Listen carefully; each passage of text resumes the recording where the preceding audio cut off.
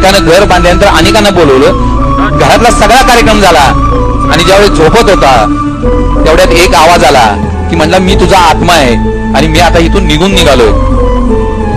तो माणूस म्हणला अरे आत्ताशी मी घर बांधलंय, आत्ताशी कुठे सुखाचे दिवस यायला लागलेत आणि तू कुठं मला सोडून निघालाय, तू जर मला सोडून गेला तर मी मरीन काही, तुला ह्या घरात थांबलं पाहिजे.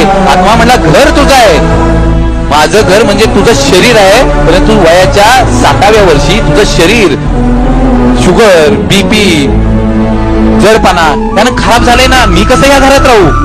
जर आमचं शरीर नावाचं घर जर व्यवस्थित नसेल तर मी या घरात कसं राहू. तुला वाटतंय ना तुझं घर चांगलं असावं, तू राहशील का या घरात जिथं खिडक्या नाहीयेत, जिथं वरनं पाणी टिपकतंय, कलर गेलाय, दारं व्यवस्थित नाहीये, त्या घरात तू राहू शकत नाही. मग तुझं शरीर नावाचं जे घर आहे ते खराब झाल्यानंतर मी कसा राहीन. मित्रांनो त्यासाठी हे जे ईश्वरानं दिलंय ना आम्हाला ते पहिल्यांदा व्यवस्थित ठेवण्याचं. आयुष्यात सगळे कमवता येईल, तुम्हाला पैसे कमवता येतील, सगळे कमवता येईल.